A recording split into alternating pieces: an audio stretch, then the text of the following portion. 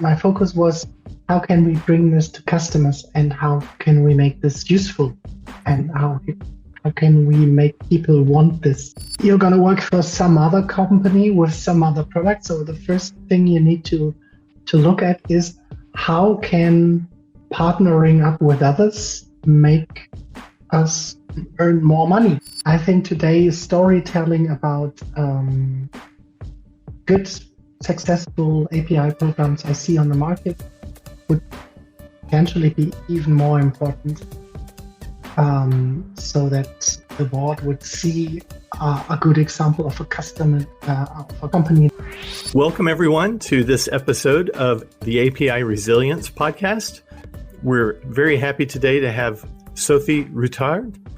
She's the head of API at Euler Hermes, and I'm really bad with French accent, so I butchered your name, Sophie, and I beg your apology. You can look at the corporate website at www.eulerhermes.com. That's EULERHERMES.com, and check out their developer portal at developers.eulerhermes.com. So very warm welcome to you, Sophie, and Christoph. It's good to be talking to you again. Thanks for having me. Very happy to have you on the podcast. I think I want to hear more of the story, and I love to be able to do it in a format that we can immediately also share it with the other people in our community. So I'm very much looking forward to this conversation. And so do I. Me too. In our pre-conversation, it seemed that you had a lot of very interesting things to talk about. We've got a lot of people right now who are trying to decide how to handle kind of the economic problems that result from a slowing economy from coronavirus. And some people are trying to decide, do they invest in their API program? Do they postpone it? And from our point of view, it's definitely a time to invest because digital transformation is underway in all industries, and we're trying to help people along that road.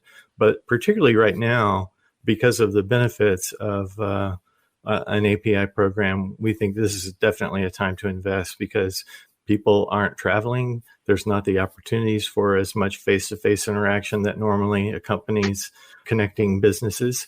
And that's kind of what we're starting with. And I'd love to hear, what your take is on that topic from your experience at Euler Hermes. Yeah. So as you say, Corona is quite a significant impact, and of course, it's a very, very drastic impact on the economy and on many companies. And we, as credit insurers, it's our core business to monitor these impacts and also mitigate with our product as much as we can. Now, if you say, or if you ask the question, is this a time to invest or should we be cautious instead? Well, I tend to think, yes, it is a time to invest in digitalization because it shows that in this very new and very special situation, actually only the digital products really do work out. And for me, APIs is not it's not a dedicated thing, but it's the core of digitalization. And that means, yes, you need to invest in them because they give you the flexibility then to promote your products in a digital way on various platforms if you need so. You can combine them into new products, new services. That gives you really the agility and flexibility that you would want to have in this kind of situation. So the best time to invest in APIs was before Corona. The second best time to invest in APIs is now. Yeah, correct.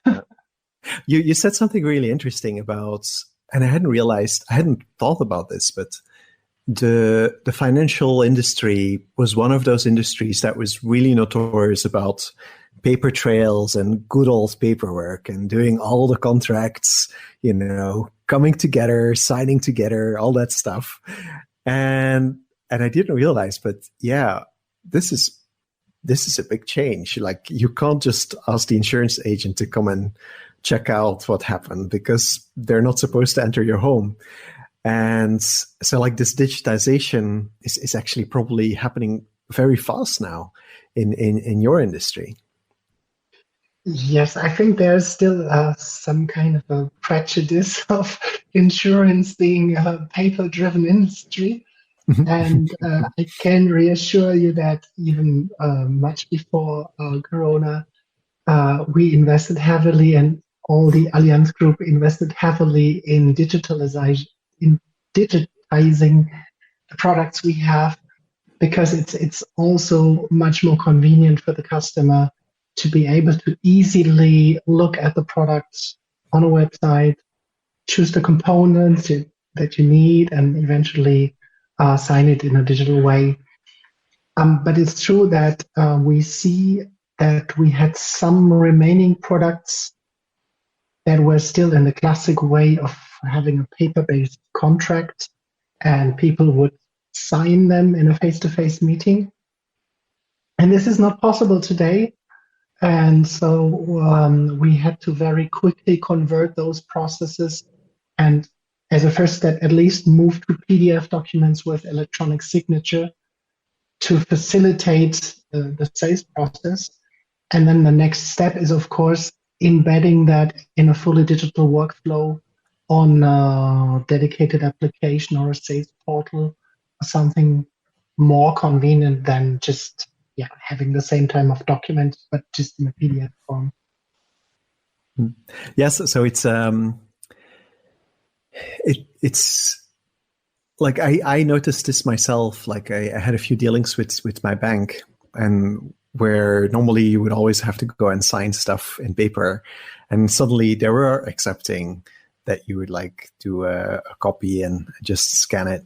So there was not the digital signature yet, but at least there was. Yeah, it was a forcing factor. And there was somebody on one of our previous episodes, I think, Mark, who said that, I think it was Z, who talked about the insurance company in Czechia, that where you could like take a picture and send your claim, and Right. and that was just purely digital. Nobody even comes to check your car anymore. Like, you have an accident with your car, they just take a picture and send it over, and that was like a significant change, at least as far as I've seen. So it's interesting. But you touched on something. Actually, I do think we have that in Allianz as well. I haven't seen it yet because I don't have a claim to register currently on my car. Lucky. But I think we did exactly that. So it makes things so much more smooth for the customer and for everybody. So really great advancements. Yes, definitely. And so, and this touches on something, because Euler Hermes is a brand that stands on its own, but it has become part of the Allianz Group quite a while now. And so it's interesting, because you've gone through that whole journey, and you've been the advocate of the API program at Euler Hermes, and then seen through the acquisition and this whole process. So I'd love to pick your brain a bit on like how that story went, and like what you've seen, the differences between before the acquisition and after the acquisition. How did that affect the API program, or what have you? Are there any interesting stories to tell there? Well, I actually joined Euler Hermes like almost 70 years ago, and that was basically just after the merger between Euler and Hermes, which were entities that Allianz had purchased earlier with a majority. And they happened to have us 100% integrated I think last year. So the changes I perceived were more or less natural over my career I spent with this company so far. I would say that the most significant milestone was 2012. Because when we started all this in 2007, actually, the API, we called it now API. At the time, we said web services. It was based on Soap. We started in 2007 just exposing what we had internally as an IT service. And it wasn't very successful because it wasn't really well designed. There was no good support, and people didn't understand it. So it was progressing very slowly. So then when I got the chance to redevelop the strategy in 2011 and build a support team and redesign the APIs in 2012, that was a major step for us ahead to make this a real product, a real service, and that we could sell on a global scale. And especially our biggest customers joined in, and they were then very happy with the service. And then the next milestone, I would say, was like 2017-ish, when we saw that REST was actually much easier to understand for an API consumer. We understood that we had to do a transformation of our technology. And at the same time, we had also a change of CIO who was very experienced in REST API strategy, and this unblocked, let's say, change in the IT strategy to define that we do everything API first, and every API that we do would be designed for an external use, even if we don't plan to give it out externally. And that meant that we created an API governance team. So I transformed actually my team to become an API governance team. And we also had to federate the API building capability from one small team who centralized it before, and multiple smaller or bigger teams who do it now. So that's how we evolved. And in parallel, I see now more and more what our friends from other Allianz OEs do, because they're also heavily investing in building APIs, exposing them on the developer portal, and creating new business models based on these APIs, because they facilitate this partnering up with others, be it platforms, be it brokers, be it specialized customers. All this is really continuously growing and becoming a very, very important aspect of our business. So it's got to be easier to develop an API program at an organization with a CIO who already believes in APIs and API first. Can you talk a little bit about the value in the API program that you see at Euler Hermes, and how support is given? Is the business supports these efforts because they see the value? Mm-hmm. What are those values? Well, that's something that has also very much evolved. When I look back into 2012, I had built a business case. It was quite heavy exercise to build it, because we tried to calculate the business value that we create in figures, in euros. And so we tried to measure the positive impact on customer retention, or the increased probability of some customer to purchase with us because our competition didn't have it. We calculated the operational gains in efficiency due to the fact that you don't have to rework the data because it's just exchanged and all that. And we managed to create a business case that was an actual mathematical, financial business case and everything. And I had to do this to bring it through the board and get the funding that I needed to create this team and this service. And then my challenge was over all the time from 2012 on to continuously prove that, to continuously prove to the business that this was something useful for the customer, for the company, and not just some IT gadget. Could you see examples that proved that out? Oh yes, we tracked, for example, the number of major customers who created new business with us because it was a prerequisite that we had an API. And these were quite substantial customers, worldwide companies with quite significant insurance premium that they would pay us then. And also we measured we compared the retention ratio between customers being equipped with SmartLink or API and regular customers, and there was a difference that we could prove by this, which was nice. But nowadays, I see that this is not so much requested anymore because the board now, every board member knows what an API is. Every board member knows the importance of being able to partner up with other companies. It's the technology we use. There's a lot of business initiatives also working on like pilot products based on APIs. And we have one which is quite successful called the Single Invoice Cover. We have others.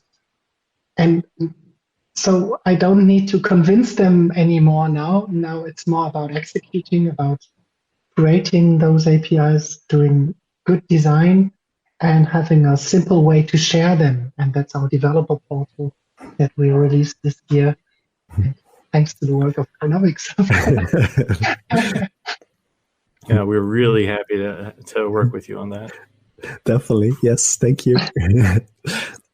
So it's fascinating, like making an actual mathematical model for a business case. That's how did you even start with that? Like, so imagine somebody's listening to this, they're gearing up to become you in 10 years from now, and so they're just trying to convince their boards that they need to do APIs. How do you even start building that business case? How would you do it, or how did you do it when you did it, and how would you do it differently now? Maybe one thing,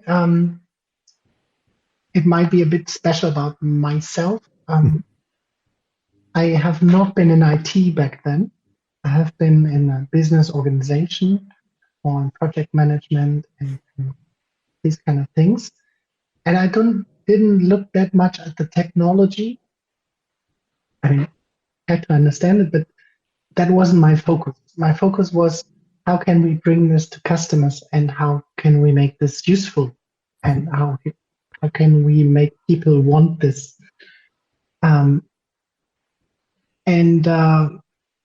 Then you just need to look at the products that you sell. In our case, it's credit insurance and bonding. You're going to work for some other company with some other product. So the first thing you need to look at is, how can partnering up with others make us earn more money? Is it cost reduction because we get more efficient? Is it new business because we create services that we could not create earlier? Is it customer retention because people have it so simple to stick with us? Is it something else? That's the first question you need to ask. And once you think you have the answer to that question, of course you need to go and try it out. So you need to try to build a first proof of concept or first pilot with 1, 2, 3 customers and get their feedback and see if that actually proves what you thought it would be for them. And if they say they are very happy with what you did and that helps them ease their life or reduce their own cost, then you take that story, of course, and bring it to your board, and you tell them, okay, you see, this is what we did. This is maybe my customer referential, and they are super happy, and we want to do more of that. So we need some funding, probably, and then you can go, hopefully. So I majored in mathematics in college, and actuarial science was one of the directions that I could have gone in, and it was absolutely not where my interests lie. But I hadn't really thought about an insurance company with actuarial expectations to go and put value on these things. So for customers who or for people listening to this podcast, you should take some comfort that actuaries have sat down and put the numbers to this, and it makes sense to have your digital have a digital strategy and to build an API program. To me, to be honest, really it's a huge Excel file. I had a chance actually. And that was really a good thing, and I thank my company for that, because they gave me some credit. I got a senior consultant to work with me on that, and I could base that on his experience. I wouldn't have had the idea to calculate the way that he showed me, and then the final result was quite good. Yeah, so that's really neat. Go ahead, Christoph. So how did it pan out? Like I know every plan always never survives first contact with reality. So I'm sure that it was wildly off some way.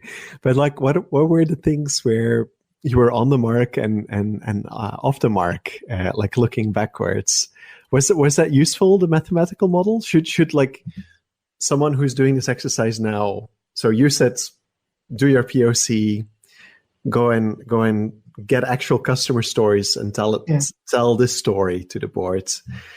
If you're in a company, if somebody's in a company like Euler Hermes, who's really mathematical focused, and there is an expectation for a mathematical model, what were the things that worked and what were the things that didn't work in that model? Well, I'm not sure that I would have to do the same today. Okay. Because back then nobody knew what I was talking about. API was just some IT stuff and some technical stuff.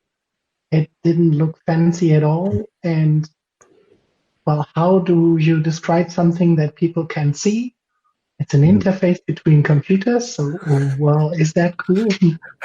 Okay, so I sort of needed a tool to transport the message, and that tool was this Excel business case and monetary gains that I could promise.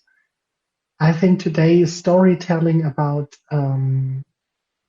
good, successful API programs I see on the market would potentially be even more important, so that the board would see a good example of a customer, of a company that succeeded, and I would say, okay, they are not dumb. Maybe you should have that too. And then you add some financial business case, of course, because you're not just investing just like that. It might be less theoretical than we had to do it back then. So I'm really thankful for your pioneering spirit, because I think you were kind of on the cutting edge. Sometimes it feels like the bleeding edge of something new. You've been doing this for a long time and been successful at it, and you're creating the stories for other people to tell, which is really cool. And it's interesting to me that when we've had these conversations with other people in the API, API visionaries, that they talk about the importance of telling stories and being able to point out and really explain this, because it is new for many companies, especially a lot of more traditional businesses that are more conservative. they know that they need to go digital. They don't know really what all that means. They have some ideas about it, but APIs, they're not really sure where the value is. And so I'm happy to hear that you were able to land customers for the mere fact that you had good usable APIs where your competitors did not. And I think that is more and more true every day right now. And yeah, I'm struggling to think of what industries might be the slowest. I know for instance, a lot of companies are subject to new data regulations that cause them to put an API program together. We've seen a lot of people in the banking industry responding to PSD2. We were talking about GDPR with Medi. So it was really interesting to hear about that. And I just think that for companies who haven't been either forced to do it through regulation or it's not natural in their way of doing business, I think the kind of successes that you're able to demonstrate will be very valuable to them as they think about how to move forward. Christoph and I were talking about a book written by Tom Siebel called Digital Transformation. And he talks about evolutionary apocalypses and then new speciation that comes from that. And to me, he describes a bunch of things that are going on with cloud computing, big data, and artificial intelligence that are really kind of going to separate, the companies that are going to survive from the dinosaurs that may not survive, and why you need to be doing this. And then on top of that, then Corona comes. And so to me, it seems like it's more critical than ever for people to be trying to move in this area. So I agree. I mean, if you look at the possibilities, you can be a startup or a small company, and you still can provide like natural speech processing services and artificial intelligence, because you can just get them on the cloud platforms via API calls. And imagine that, like, I don't know, 3 years ago, it was not possible, or it didn't seem possible. And this is really drastically changing, of course, the competition in all kinds of areas. These kinds of possibilities, they are fantastic. Have you seen instances where you were able, or someone within Euler Hermes was able to, or through some customer work, somebody produce a product that you hadn't even imagined that was enabled because the right APIs were available, or some addition to an API was going to enable something that was otherwise unanticipated and produce something new? Yes. I mean, I mentioned single invoice cover earlier, which is a product that is fully API based. So you integrate it in your ERP system, typically like SAP or whatever you like to use, and you automatically get credit insurance cover as you need it, like pay as you go. And this would not have been possible, of course, without that technology. That's neat. We do have other items where I don't want to go too much into details, still being worked on, but for example, integrating machine learning into the credit calculation algorithm is now something that becomes natural. And yeah, again, 3-4 years ago, it seemed a bit like rocket science. So we're really strongly working with these technologies, and it really is helpful. So is Euler Hermes, are you just like the API, are you the future API darling? Like the SendGrids and the Twilios that are really API driven and that are basically platforms for developers to do stuff.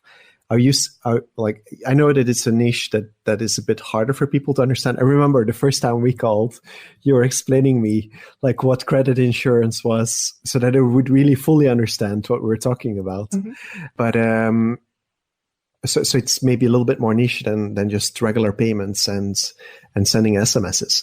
But is this a direction that you're seeing it going, that you become like from APIs being an important part, like being like the API company in the sector, maybe? Why not? Definitely, we are creating the technology to be that company, and we're not doing that because we would have that strategy. We're doing this because anyway we have to redesign our IT infrastructure. So as all insurance company, basically, we still have some legacy monoliths that we want to get rid of. And by replacing them, we will directly create microservices on the cloud in AWS, for example.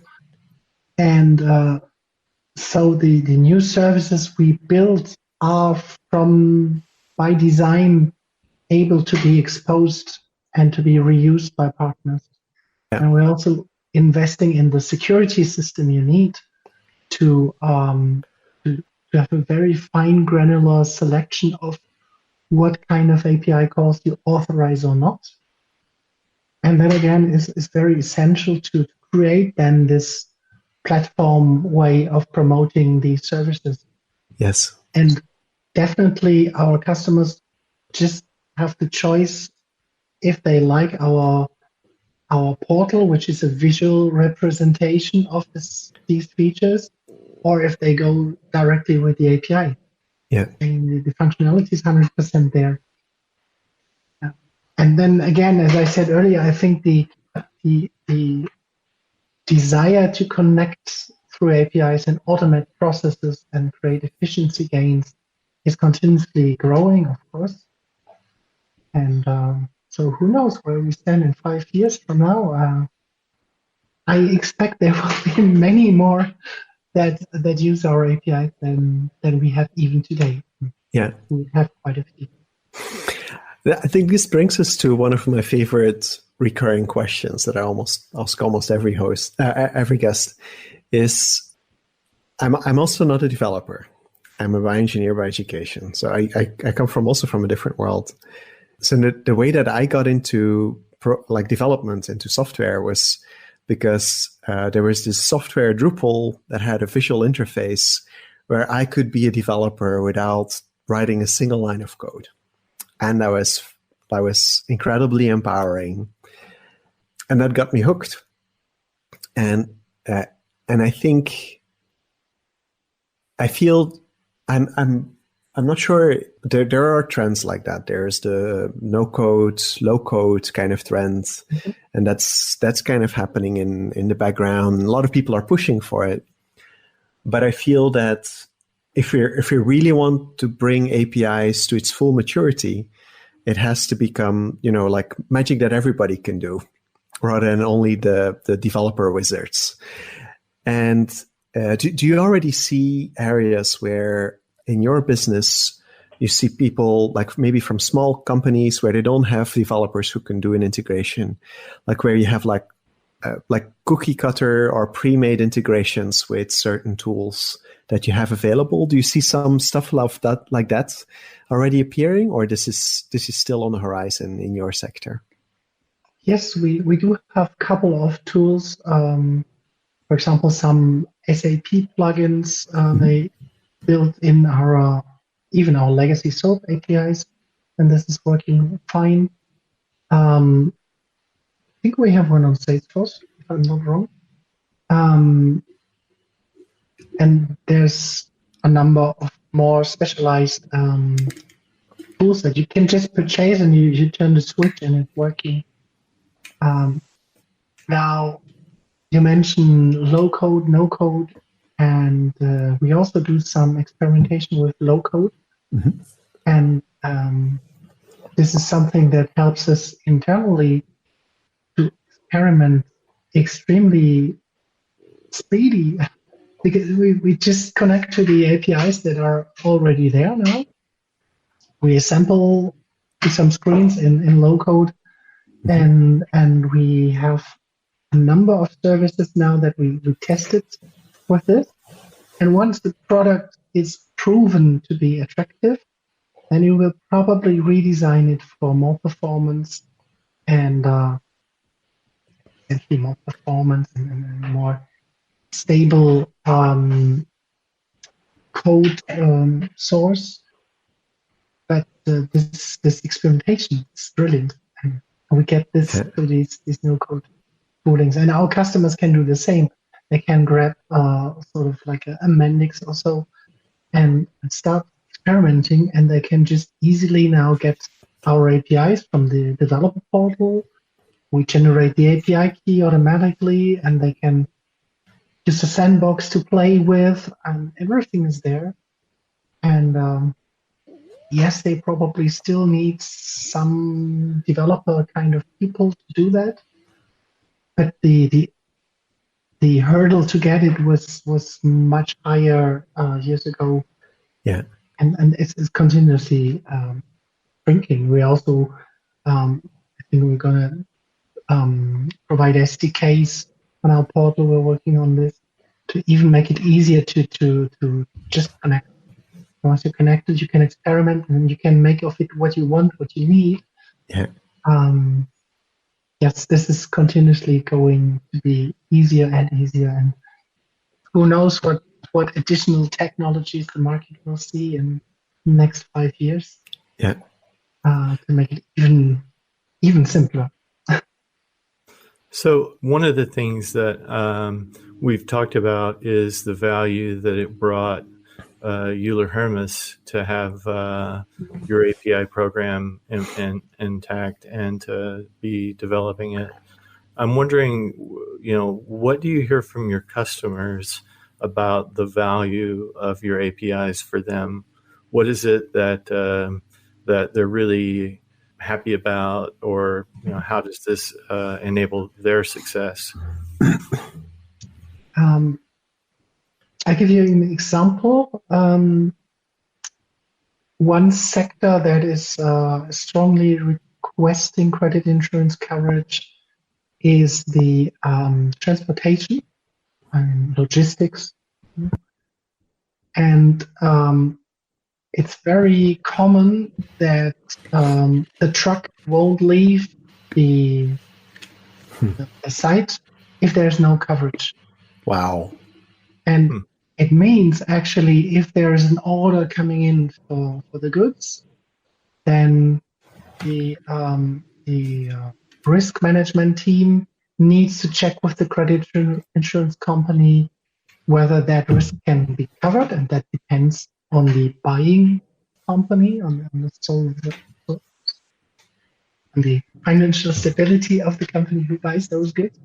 So you check that in real time, and that's where the API is great, because they integrate in their sales system, and as the order comes in, automatically they check the credit insurance coverage. We say yes, and they say, okay, truck, you can go. And he's leaving the site and delivering. That's awesome. That's amazing. Yeah, it is. Did you, like this API, this use of the API, did you foresee this when you got started? Could you imagine this happening? In my team, we were not aware of this kind of behavior of the logistics company, so we could not imagine. Yeah. We just thought about like smoothing the process in their SAP system. Yeah.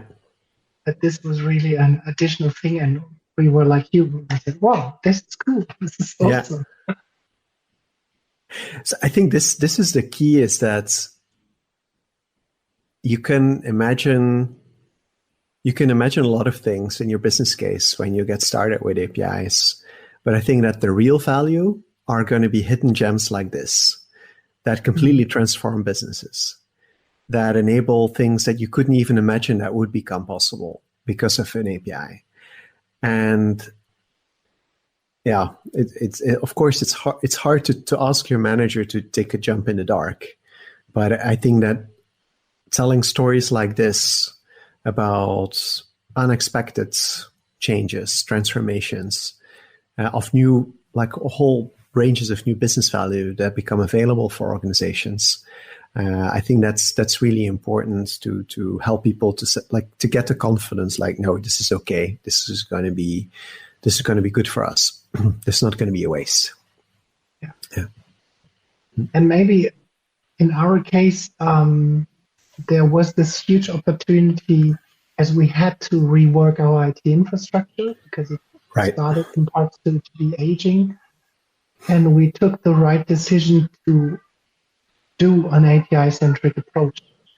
We could have probably done a different choice, and then we would have ended up like, formally, where you have to create the API like a front end for your monolith. Yeah.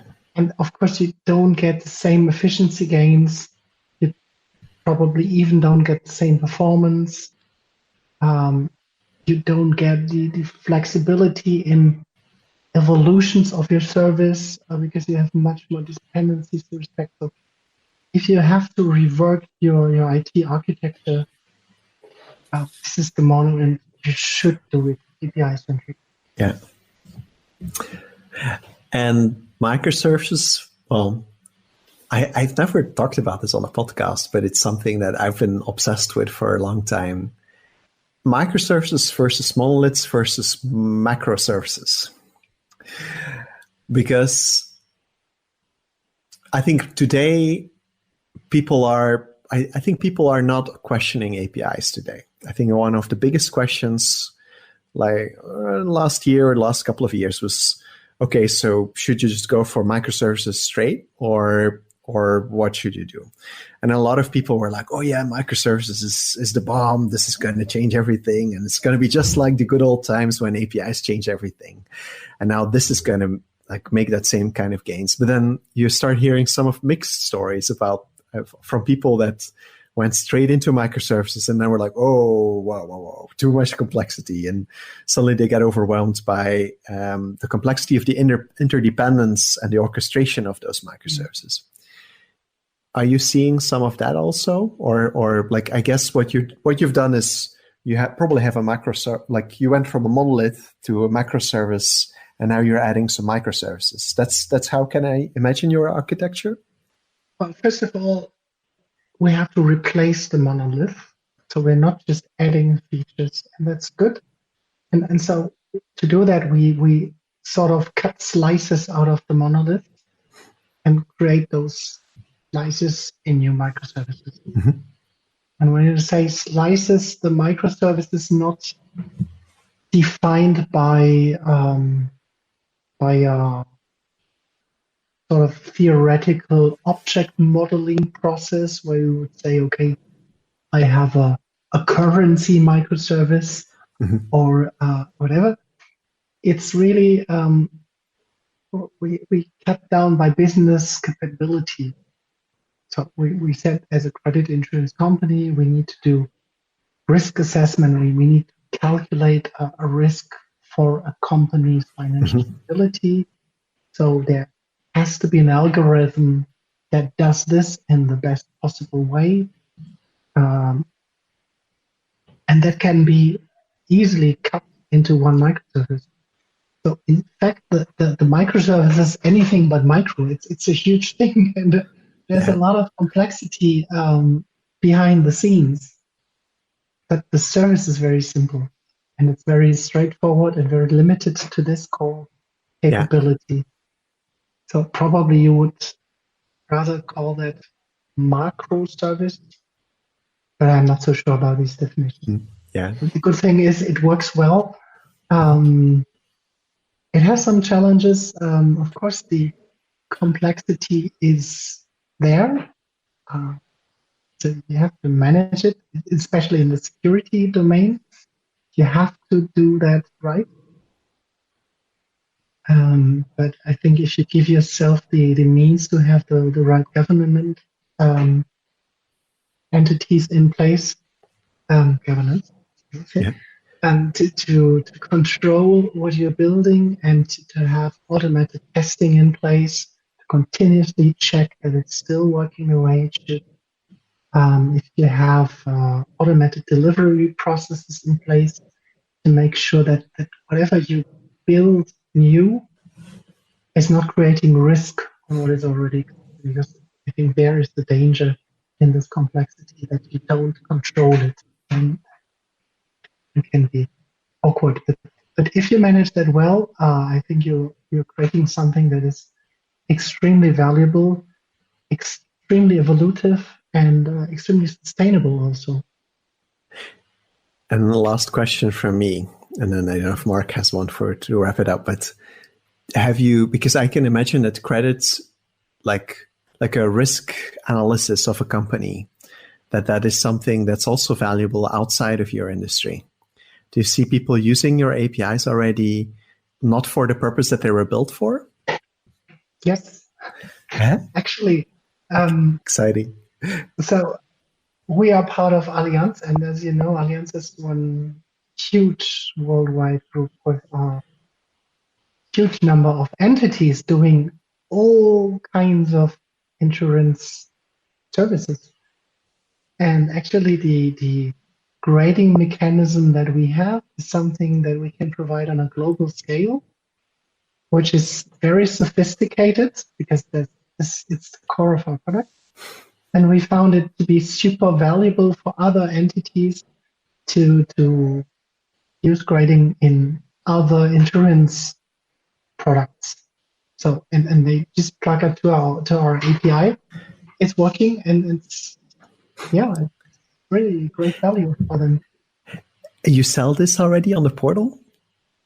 This one I don't have it on the portal yet. We will have it because it's also something that we provide to our customers. Yeah.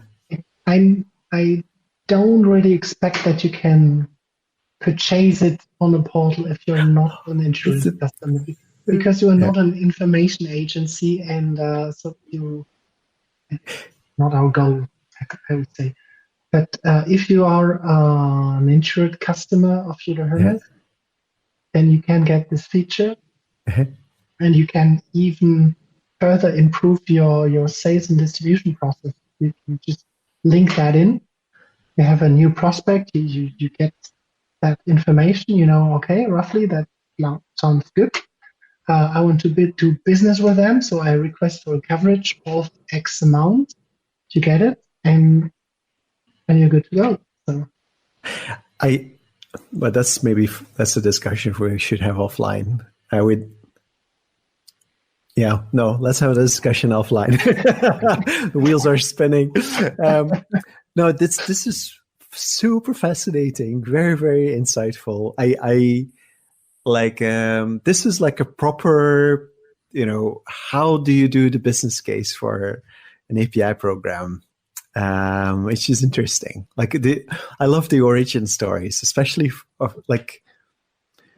I think because you've been there so long in this one place, it gives you so much more insight and the whole story of how, where does it come from and how does it evolve, and that's incredibly valuable. I think